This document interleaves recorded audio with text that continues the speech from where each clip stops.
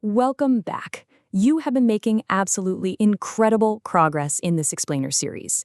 I mean, think about it. You've already mastered greetings, names, nationalities, age, and even numbers all the way up to 99. That is huge. But now it's time to talk about some of the absolute most important people in your life, your family. We're going to celebrate all your hard work by mastering how to talk about your parents and siblings in Chinese. Let's unlock this together, because let's be honest, talking about our loved ones is usually one of the very first things we want to do when picking up a new language, right? Here is our roadmap for today. First, we'll meet your Chinese family. Then, we'll learn the neutral tone trick. After that, we'll tackle grammar, connecting your words, and finally, putting it into practice. It's a totally clear, anxiety-free path to get you building full sentences right away. Section 1, Meet Your Chinese Family. Okay, let's dive into this. We're going to start with the vocabulary, but listen, we aren't just going to sit here and memorize boring lists. No way. We're actually going to use the incredibly visual nature of Chinese characters as a fun little memory hack. It literally locks these words right into your brain. Take the character for family or home, pronounced jia. If you look at how it's built, it's surprisingly logical and honestly pretty funny. The top part is a radical that represents a roof, and the bottom part? Well, that's an ancient character meaning pig. Why a pig? Because in ancient times, a family was basically defined as a group of people living under one roof with their pigs. Visualizing that little pig just hanging out under a roof makes the character for job pretty much unforgettable, doesn't it? And this brilliantly illustrates another really cool way Chinese characters work, the meaning plus sound combo. Look at the character for mom, pronounced ma. On the left side, we have the radical for woman, right? That gives us the meaning.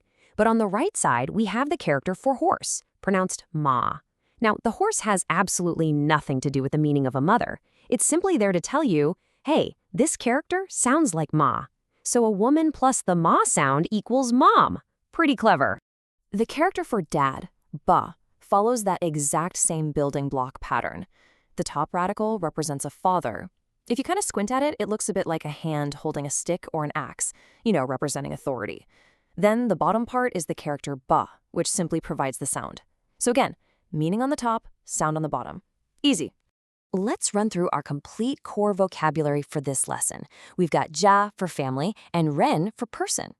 Then we get to the family members themselves. Baba for dad, mama for mom. Now, for siblings, Chinese is actually very specific about age. So Gege is older brother, while Jeje is older sister. Didi is younger brother, and Meimei is younger sister. Finally, we have Haize for child. Look closely at the Chinese characters for the family members here. Do you catch that distinct visual pattern? The characters for dad, mom, and all the siblings are literally just the exact same character repeated twice. Section 2, the neutral tone trick. That visual repetition perfectly sets us up for our next step. We're transitioning from learning the vocabulary to really polishing your pronunciation, because there's a little secret to making these repeated characters sound perfectly natural and native-like, and it's called the neutral tone trick. In Chinese, this concept is called xingsheng, which directly translates to the neutral tone. Basically, it's a pronunciation that is super light, very short, and has absolutely zero stress. It is a vital, absolutely crucial component for pronouncing your family members' names correctly because of those double characters we just looked at. Here is the formula. When a character is repeated, the first one keeps its full, strong tone. But that second character, it drops its tone entirely and goes completely neutral. Take a look at how this works. Dad isn't ba ba, it's ba ba. A strong fourth tone on the first syllable, and the second is like this quick, quiet whisper. Okay, I'm going to break the fourth wall here for a second. I want you to physically practice this out loud with me right now, wherever you are. Ready? Ba ba. Awesome. Now let's try mom using a high flat first tone, mama. An older sister with a dipping third tone, jie jie. Do you hear how short and light that second syllable is? That right there is your neutral tone trick. Section 3. Grammar, connecting your words. Now that you sound fantastic saying your family members' names, let's transition to the glue that holds all these new vocabulary words together. I really want you to frame grammar not as this boring chore, but as insider secrets to sounding fluent. We're going to look at 3 very simple rules. So, the crucial point is understanding the possessive particle, de. You might have seen this briefly in Lesson 5, but let's really master it today. De is the ultimate tool for showing ownership. The structure is incredibly simple. It's the owner plus de plus the thing they own. So, 我的书 means my book. 你的老师 means your teacher. 他的电话号码 is his telephone number.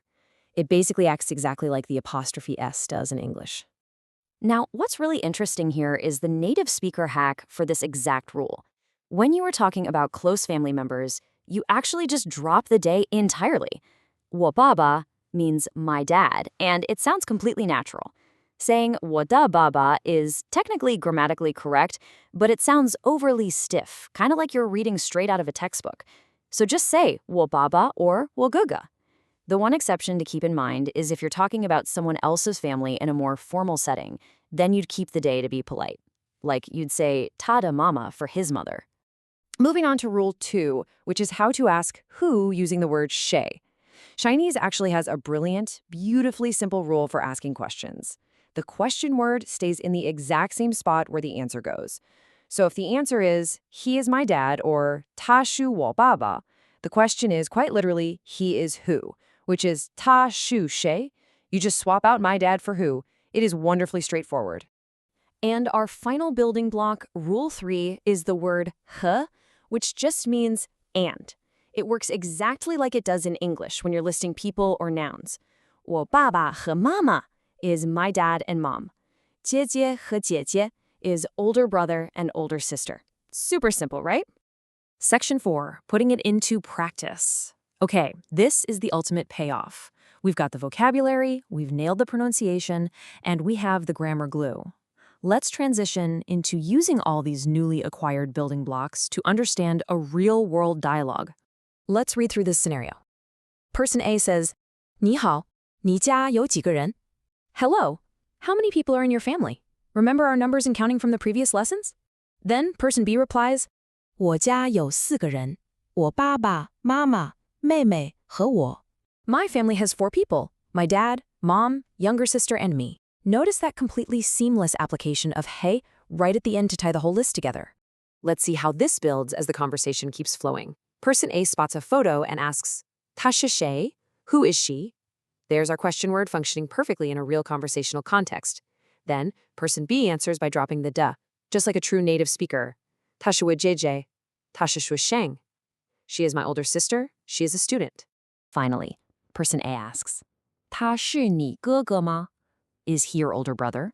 And person B uses negation so dynamically with our new family vocabulary. 不,他不是我哥哥,他是我弟弟,他很小. No, he is not my older brother. He is my younger brother. He is very young.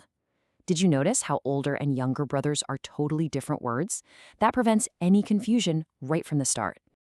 All right, focus learners, it is challenge time. I want to test your synthesis of everything we just covered in this explainer. How would you translate this exact phrase into Chinese? Who is she? She is my younger sister. Think about where the question word goes and remember that cool possessive hack we just learned.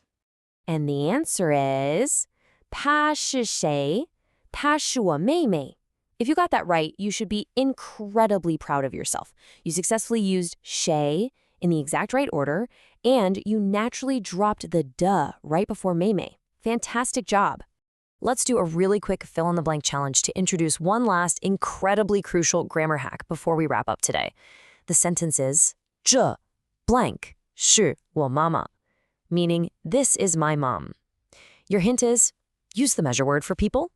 Do you happen to remember it from earlier in our dialogue? The answer is 个. 这个是我妈妈. Ge is absolutely the most common measure word for people, and dropping it into sentences just like this completely rounds out your conversational toolkit. Well, we've reached the end of this explainer, but your practice definitely doesn't stop here.